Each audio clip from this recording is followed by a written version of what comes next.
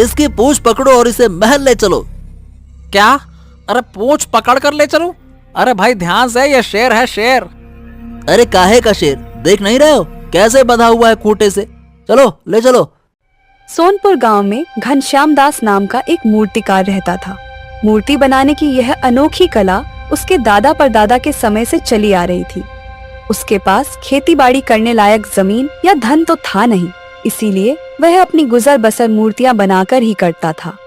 उसके पास एक बूढ़ा गधा था जिसका नाम था चंपक। अरे ओ चंपक, अबे ओ निकम्मे गधे, जल्दी से यहाँ बाजार जाना है। चंपक चिड़चिड़ाता हुआ उठा। मेरे बाप दादा ने मुझे विरासत में धन दौलत ना देकर तुझ जैसा निकम्मा और निठल्ला गधा दे दिया है। अब खड़े खड़े मेरा मुंह क्या देखता है? चल इधर आ। अरे ये कैसा मालिक है, एक तो इतनी भारी भारी मूर्तियां बनाता है और मेरे ऊपर लाद देता है। ये भी नहीं सोचता कि मैं इन्हें इतनी दूर लेकर कैसे जाऊंगा। अरे रे, मेरी बूढ़ी कमर तो टूट ही जाती है। अबे गधे, क्या वहां खड़े खड़े अपना समय नष्ट करता रहेगा या फिर कुछ हाथ पैर भी चलाएगा? लगता है रात का खाना नहीं खाना है तुझे। हाँ हाँ हाँ हाँ, जैसे व्यंजनों की बरसात होगी रात को। अरे वही सूखी घास खा रहा हूँ पिछले 20 साल से।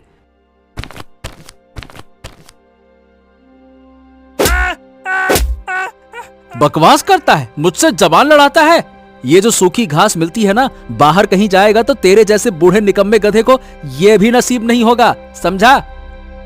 गुस्से में घनश्याम दास ने सारी मूर्तियों का एक बड़ा गट्ठर बनाया और चंपक की पीठ पर लाद दी।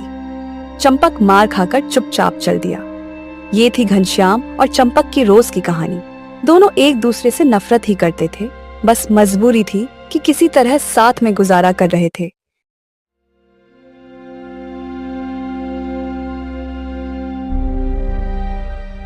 यहाँ तो कितने सारे लोग हैं। एक काम करता हूँ कि इनके पास जाकर इनसे कहता हूँ कि मुझे अपने साथ ले जाएं। मैं अपने मालिक से तंग आ चुका हूँ, अब मुझे नया मालिक चाहिए। घनश्याम दास अपनी दुकान सजाने लगा। वो काम में व्यस्त हो गया और उधर चंपक मौका पाकर फरार हो गया। चंपक एक आदमी के पास जाकर बोला, अरे बाबूजी, आप ये बोरियां उठाकर कहाँ ले जा रहे हैं? अब भाई बाजार होकर घर जा रहा हूँ, इसमें बाजार से लिया सामान है बोरी में। ओह, तो मैं आपकी कुछ मदद कर देता हूँ ना। लाइए लाइए, ये बोरियां मेरी पीठ पर रख दीजिए, मैं आपके घर पहुँचा दूंगा। अरे नहीं नहीं नहीं, इसकी कोई जरूरत नहीं है, मैं खुद ही ले जाऊंगा।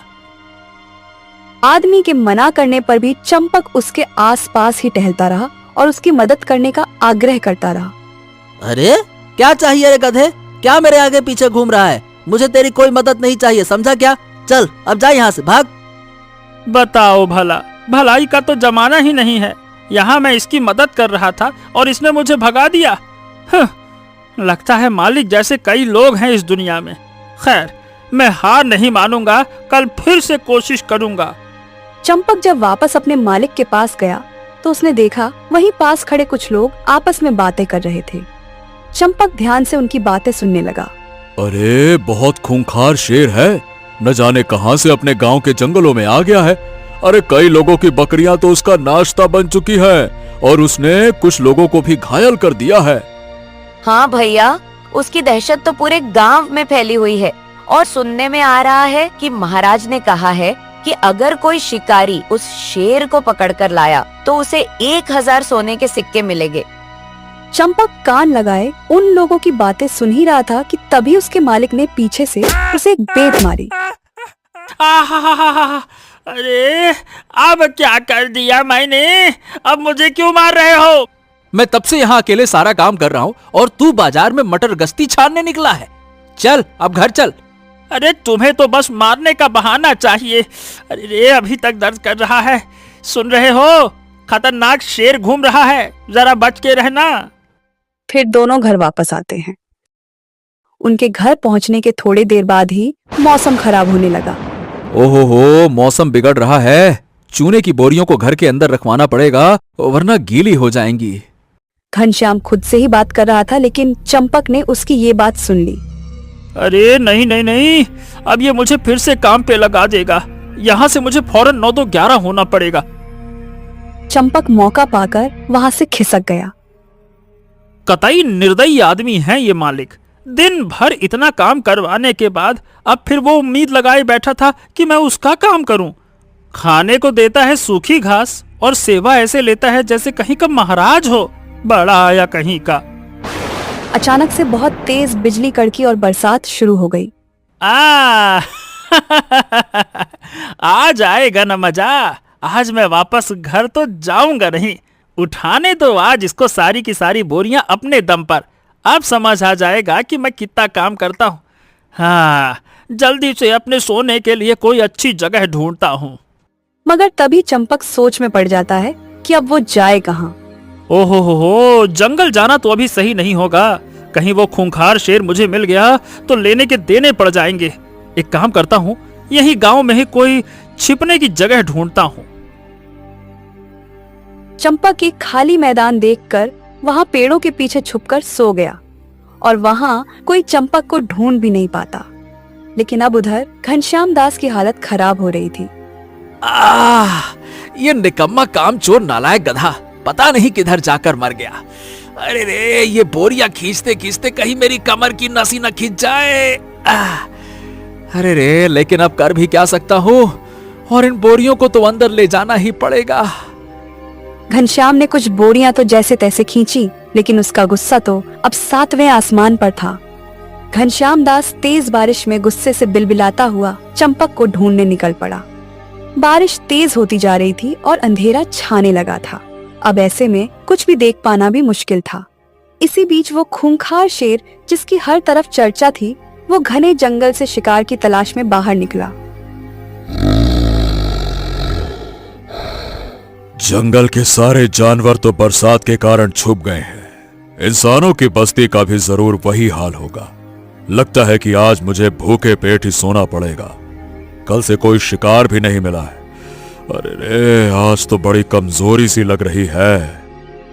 शेर थोड़ी देर तो घनघोर बारिश में यहाँ वहाँ भटकता है, लेकिन उसे कुछ भी नहीं मिलता। हाँ, अब तो मुझे जल्द से जल्द कोई जगह ढूंढनी पड़ेगी जहां मैं बरसात रुकने तक आराम कर सकूं। ऐसे भटकने के बाद तो और भी कमजोरी लग रही है। ऊपर से ऐसे अंधेरे में कौन आएगा बाहर। कोई इंसान तो क्या, चूहिया भी खाने को मिलेगी नहीं मुझे। शेर थोड़ी दूर और चला, फिर उसे एक छोटी सी झोपड़ी दिखाई दी जो खेत के बीचों बीच बनी थी। अरे वाह, यही है आज रात का बसेरा। क्या पता सुबह किसी खेत का मालिक ही यहाँ पे आ जाए, फिर उसी को अपना सुबह का नाश्ता बनाऊंगा। शेर जाकर झोपड़ी के अंदर बैठ गया, लेकिन उसे क्या पता था, उसका ये आराम ज्यादा देर का नहीं था। थोड़ी ही देर में शेर को गहरी नींद आ गई और वो सो गया। उधर चंपक को ढूंढता हुआ घनश्याम दास भी वहीं आ पहुंचा।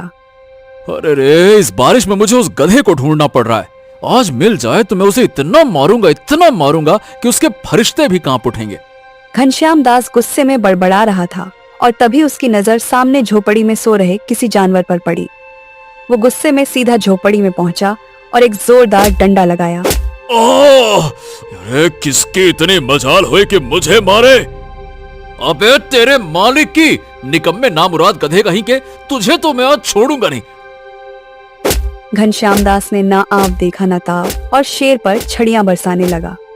शेर भी समझ नहीं पाया कि ये कौन बहादुर है जो उसे मार रहा है। शेर को लगा कि ये साधारण आदमी नहीं है और इससे जीतना तो बिल्कुल नामुमकिन है, इसलिए उसने भी अपनी हार स्वीकार कर ली। चल घर चल निकम्मे कहीं के, आज रात तो मैं तुझे सोने भी नहीं दूंगा और खाना भी नहीं दूंगा। चल। शेर इतनी मार खा चुका था कि अब वो भीगी बिल्ली बन गया था। न जाने उसे क्या हुआ, वो घनश्याम दास के बताए रास्ते पर चुपचाप चलने लगा। दोनों घर पहुंचे।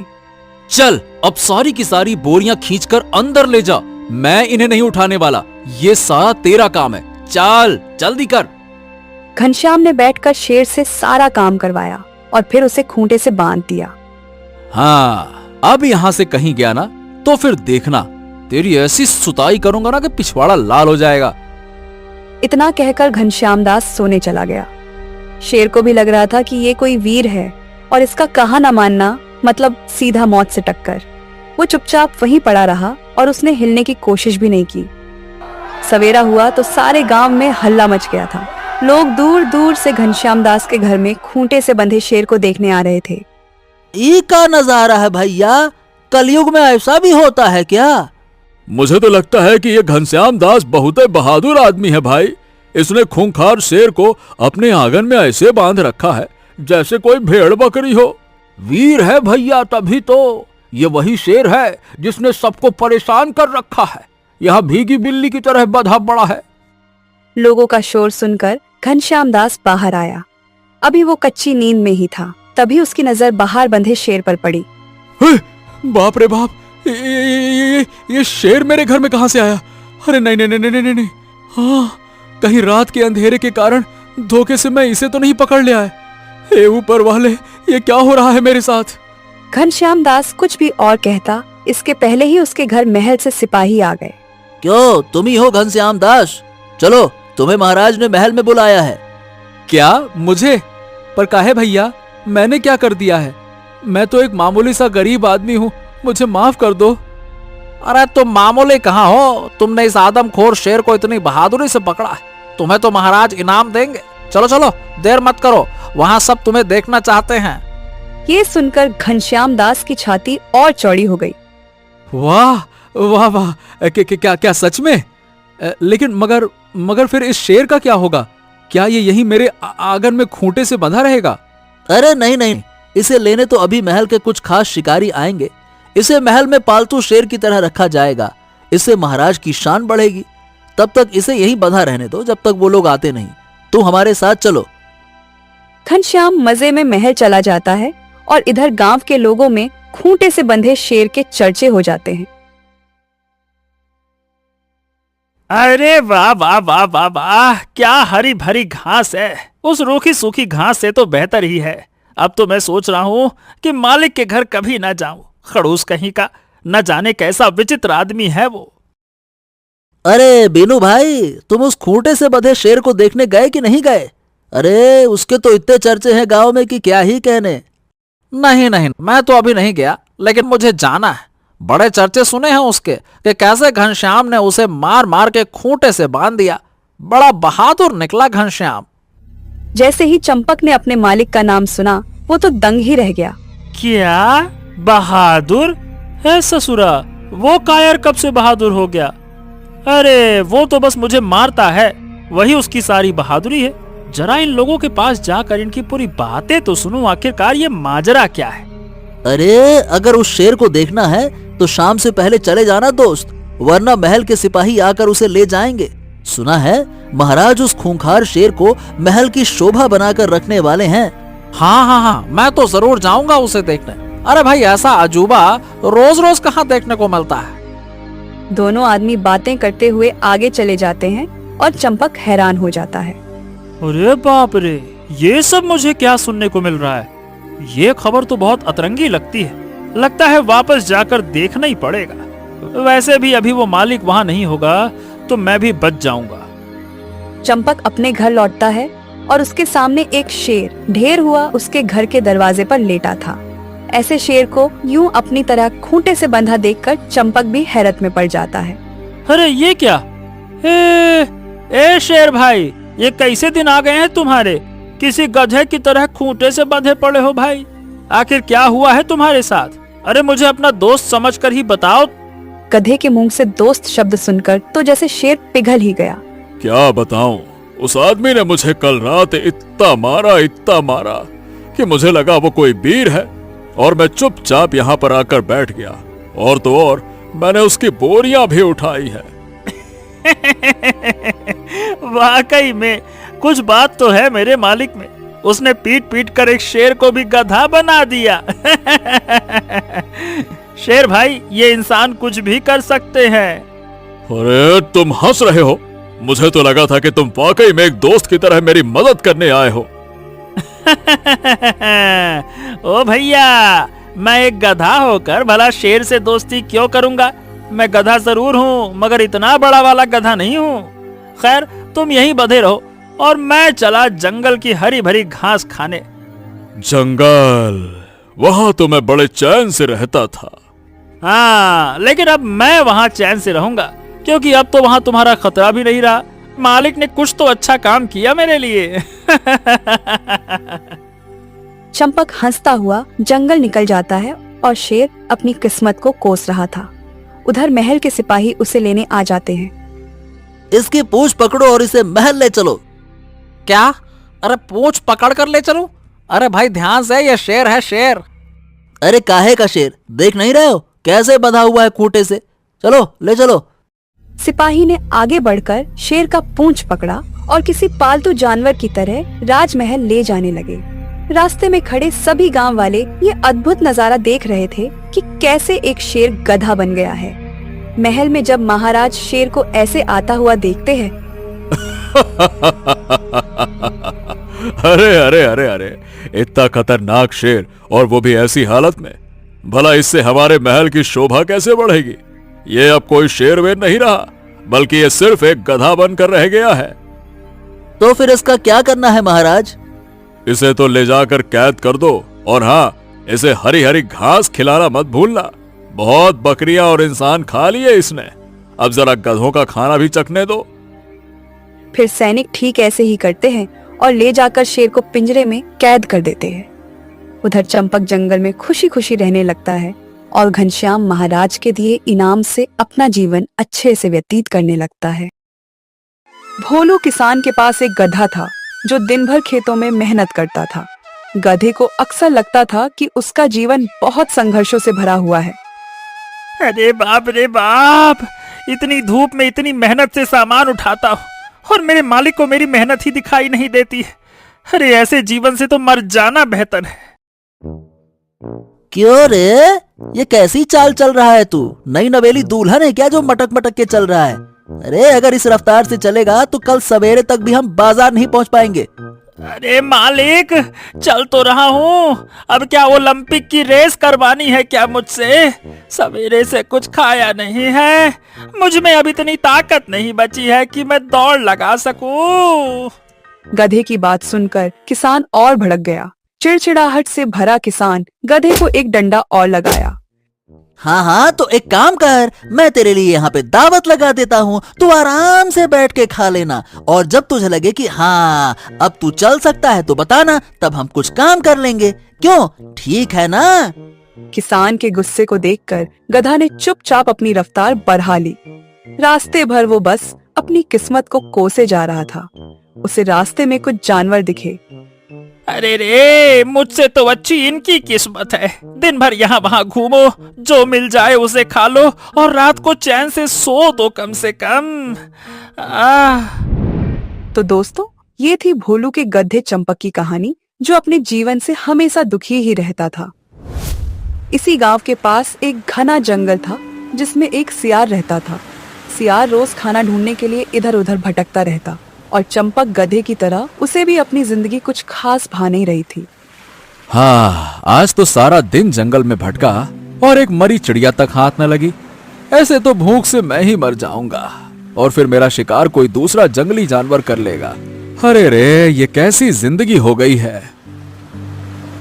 सियार भूखा प्यासा बहुत देर तक भटका। फिर उसे समझ आ गया कि आज खाना मिलने की उम्मीद नहीं है, इसलिए नदी के किनारे जाकर उसने पानी पीकर ही अपनी प्यास बुझाई और वही एक पेड़ के नीचे आराम करने लगा। उसी रास्ते से चंपक गधा गुजर रहा था। ये मालिक ने इतना धन कमाया और अपने दोस्तों के साथ दावत उड़ाने चला गया, और मेरा क्या, रवाना कर दिया घर की ओर। वाकई में बड़ा ही धूर्त आदमी है ये मालिक। चंपक बड़बड़ाते हुए जा रहा था, तभी उसे नदी दिखाई दी। थकान से चूर गधा नदी के पास पानी पीने गया। हा, ये ठंडा ठंडा पानी किसी अमृत से कम नहीं है मेरे लिए। इतनी मेहनत के बाद बस सूखी घास के दम पर दिन काटा है मैंने। अरे कम से कम तुम्हें सूखी घास तो मिली, यहाँ तो सवेरे से पानी पर जी रहा हूँ। चंपक उस सियार को देखकर हैरान हो गया। आज से पहले कभी उसने सियार को नहीं देखा था। अरे तुम कौन हो भैया, और क्या यहीं रहते हो क्या? मैं तो अक्सर यहीं से गुजरता हूँ, पहले तो तुम्हें कभी ना देखा। हाँ, मैं यही घने जंगल में रहता हूँ। शिकार ढूंढते ढूंढते आज बाहर की तरफ आ गया। और तुम? मैं तो पालतू हूँ, मालिक का काम करता हूँ और बदले में खाता हूँ ये घास फूस और साथ में कुछ डंडे, और दिन भर करता रहता हूँ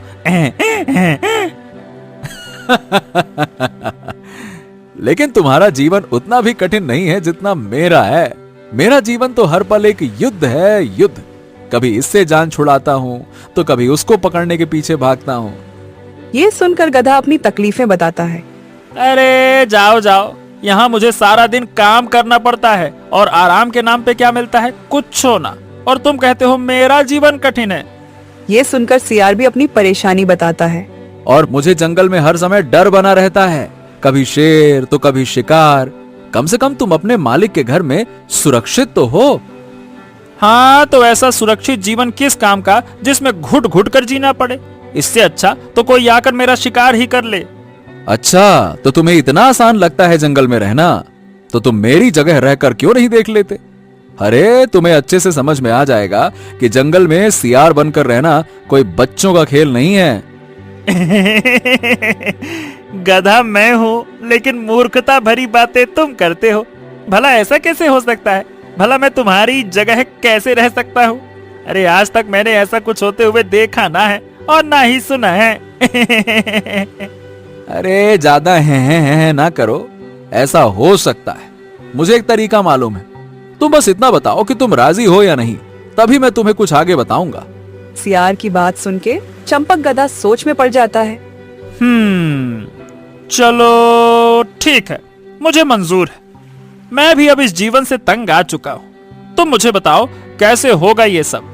हम कैसे अपने रूप की अदला बदली कर सकते हैं? मैं एक सुनहरे हिरण को जानता हूँ। जंगल में सब उसकी शक्तियों के बारे में जानते हैं।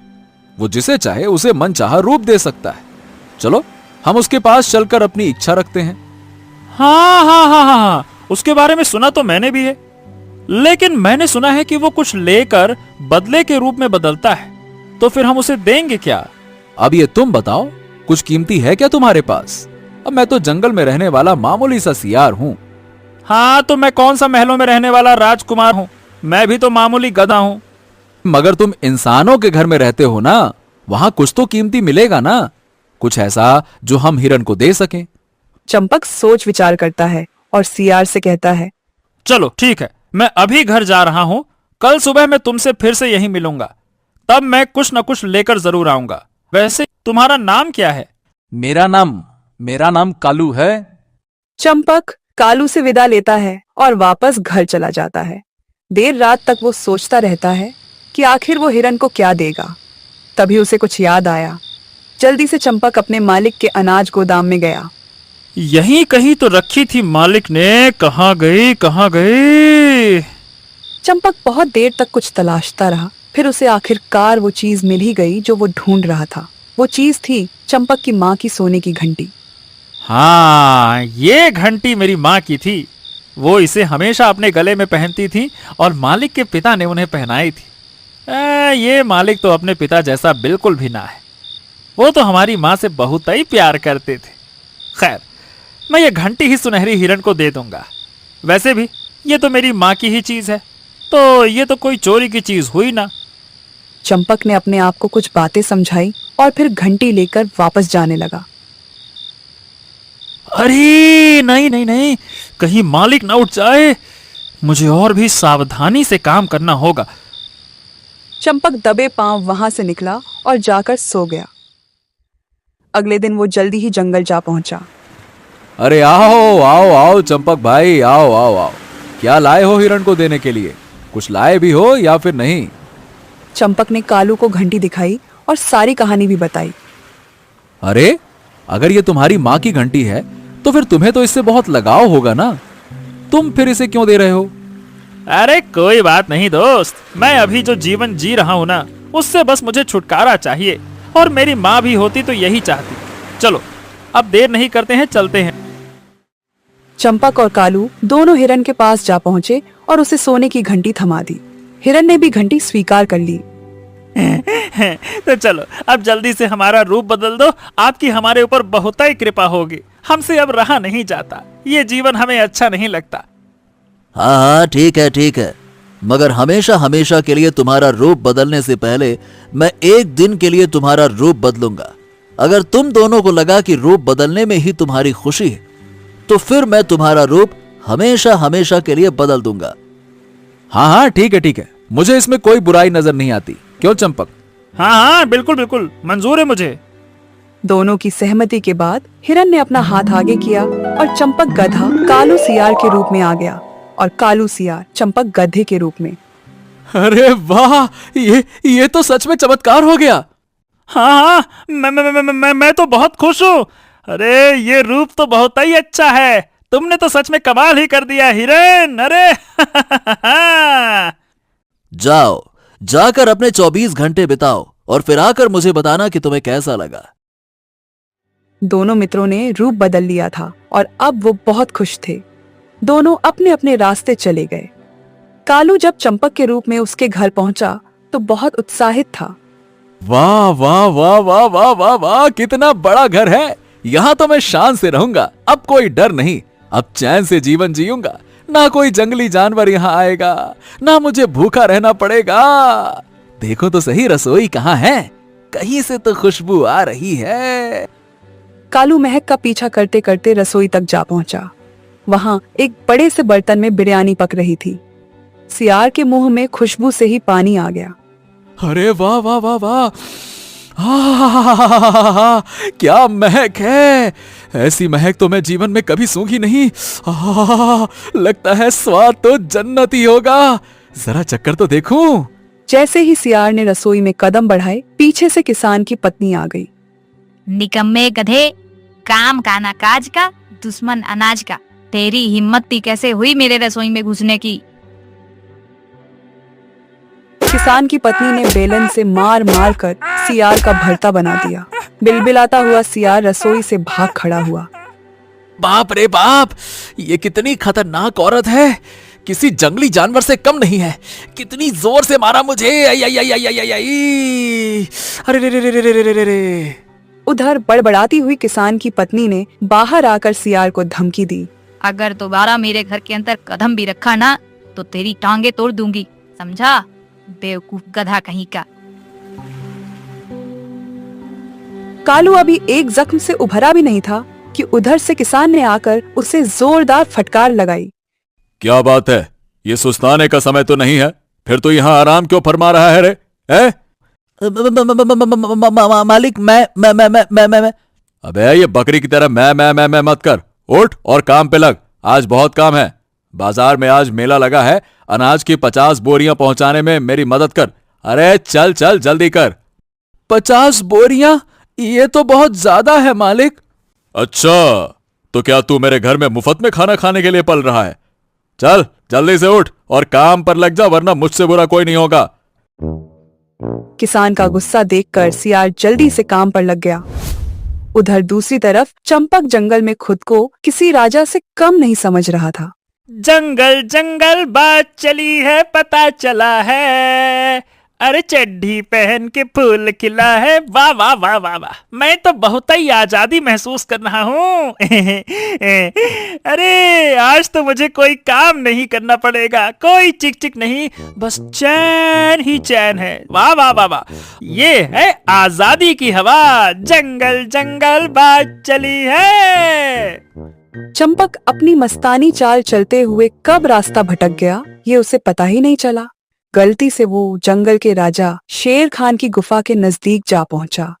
अरे नहीं नहीं नहीं, ये गुफा तो किसी शेर की मालूम होती है। बाहर कुछ जानवरों की हड्डियां भी पड़ी है। बाप रे, मुझे यहाँ से जल्दी से भागना होगा। चंपक को जब तक ये एहसास हुआ कि उसने गलती कर दी, तब तक शेर खान ने उसकी खुशबू सूंघ ली और गुफा से बाहर आ गया। शेर खान को देखकर तो चंपक की बची कुची सांसें भी रुक गई। अरे वाह, मैं तो सोच ही रहा था कि आज दोपहर के खाने में क्या खाऊंगा। यहाँ तो खाना खुद चलकर मेरे पास आ गया। हाँ। फिर क्या था, चंपक ने न आव देखा न ताव और अपनी सारी जान लगाकर दौड़ पड़ा। शेर ने भी आखिरी दम तक उसका पीछा किया, लेकिन चंपक झाड़ियों में जाकर छुप गया। कुछ देर बाद शेर खान निराश होकर वापस चला गया। अरे आज तो जान से गया था बेटा चंपक, बाल बाल बचे, जान बची तो लगो पाए। चंपक ने अभी चैन की सांस ली ही थी कि तभी उसे गोली चलने की आवाज सुनाई। चंपक के दिल की धड़कन तो जैसे रुक ही गई। अरे ये कैसी आवाज थी? कहीं कोई शिकारी तो नहीं? चंपक ने अभी अभी शेर खान से अपनी जान बचाई और अब वो शिकारी के डर से सीधा नदी में छलांग लगा देता है। वैसे तो उसे तैरना नहीं आता था, लेकिन सियार के शरीर में होने के कारण वो पानी के अंदर सांस रोककर काफी देर तक खड़ा रहा। नदी के बाहर शिकारी टहलता रहा, मगर उसे कोई भी नहीं मिला। ओहो, मुझे यहाँ सियार दिखाई तो दिया था, लेकिन आज भी वो हाथ से निकल गया। हाँ, अगली बार बचकर नहीं जा पाएगा वो सियार का बच्चा, मार दूंगा उसको मैं। शिकारी के जाने के बाद चंपक नदी से बाहर आता है। अरे नहीं नहीं नहीं, ये जंगल तो बहुत ही खतरनाक है। यहाँ तो एक दिन भी रहना खतरे से खाली नहीं है। आगे कुआं पीछे खाई, किसी तरह छुपते छुपाते आज की रात काट लो, कल सुबह होते ही मैं यहाँ से निकल जाऊंगा। चंपक घनी झाड़ियों में छिपकर जैसे तैसे रात बिताई और जैसे ही सुबह हुई, चंपक और कालू दोनों भागे भागे एक दूसरे के पास जा पहुँचे। क्यों, तुम्हारी हालत कुछ ठीक ना लग रही? क्या हो गया? जंगल के राजा नहीं बन पाए क्या? तुम तो जंगल में बहुत मजे करने वाले थे। मेरी छोड़ो, तुम बताओ अपनी। कैसी रही मालिक के घर की सैर? मालिक और उनकी पत्नी ने तुम्हारी खातिरदारी की या नहीं की? दोनों की शक्लों पर उनके साथ आप बीती साफ दिखाई दे रही थी। फिर उन्होंने खुद ही सच बोलना शुरू कर दिया। अरे चंपक भाई, वो घर नहीं, जहन्नुम है जहन्नुम। न दाना मिले न पानी, ऊपर से मार खाओ दनादन। मैं वहाँ एक पल नहीं रुक पाया, इसीलिए भाग कर आ गया भाई। जैसे तैसे मैंने रात काटी है बस। हाँ हाँ, तो ये जंगल भी कौन सा राजमहल है? ये भी तो जीता जाता पाताल लोक ही है। कब बुलावा आ जाए किसे पता। कभी शेर पीछे पड़ जाता है तो कभी शिकारी। भाग भाग कर मेरी तो हालत खराब हो गई। बहस के बाद कुछ देर तो चंपक और कालू दोनों मौन रहे। फिर कालू सियार ने चुप्पी तोड़ते हुए कहा, तो फिर अब क्या करें? बताओ, क्या फैसला किया है? अब करना क्या है? फैसला यही है, जंगल तुम्हारे लिए ठीक है भैया। मुझे वहाँ लगभग शेर का नाश्ता बनना पड़ गया था और एक शिकारी की गोलियां मुझे भूनने ही वाली थी। ना बाबा ना, मैं तो जंगल में ना रहने वाला। और तुम्हारे लिए तुम्हारा घर ही ठीक है। तुम्हारे मालिक की पत्नी ने क्या तो जोर से मारा था। अरे रे रे रे, मेरा शरीर तो अभी तक दर्द कर रहा है। चंपक और कालू दोनों वापस सुनहरे हिरण के पास गए। हिरण उन्हें देखकर हंसने लगा। क्या हुआ दोस्तों, लगता है तुम्हें तुम्हारा सबक मिल गया। हाँ हाँ हिरण भाई, अब हमें वापस से पहले जैसा कर दो। आपकी बड़ी कृपा होगी हम पर। ठीक है, जैसी तुम्हारी इच्छा। हिरण ने फिर से अपना हाथ उठाया और दोनों को पहले जैसा कर दिया और कहा, तो तुम्हारी सीख ये है कि जो जहां है वही भला है। गधे और सियार दोनों ने हिरण की बात सुनकर हाँ में अपना सर हिलाया और अपने अपने रास्ते जाने लगे। लेकिन तभी हिरण ने गधे को रोककर उसकी तरफ उसकी माँ की घंटी बढ़ाई। अब क्योंकि तुम दोनों ने अपना रूप नहीं बदला है, तो फिर ये मेरे पास रहना ठीक नहीं होगा। मैं इसे नहीं ले सकता, इसे तुम वापस ले जाओ। हिरण की इस बात से चंपक गधा भावुक हो गया। उसने अपनी माँ की घंटी ली और दोनों ने हिरण से अलविदा लिया। इसके बाद उन्हें अपना जीवन जैसा था वैसा ही भला लगने लगा।